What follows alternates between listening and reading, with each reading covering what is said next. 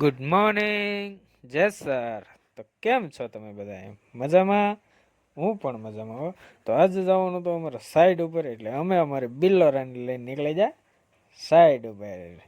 Side ઉપર જતા હતા તો રસ્તામાં તો ગોપાભાઈ મળ્યા હતા. હું કહું હાલો ગોપાભાઈ તમે તે. પછી તો ભાઈ અમે જવો સાઈડ ઉપર આવી ગયા છે, કારણ કે આજે અમારે કામ કરવાનું છે બીમનું. બીમ મજૂર આવી ગયા અને માલ બનાવવાનું થઈ ગયું ચાલુ હો. પછી તો ભાઈ માલ બન્યો લચકા જેવો, કારણ કે 22 માલ હોય એટલે માલ તો સારો જ બનવાનો છે. પછી અમારો માલ બની ગયો અને હવે ભરવાવાળા આવી ગયા છે.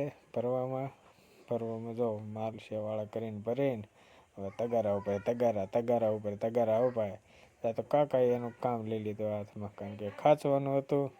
કારણ કે ખાંચવી નહીં તો બીમમાં પાલિશ ન આવે. કાકાને કહું લાવો થોડીક મદદ તમારી હું કરાવી દઉં.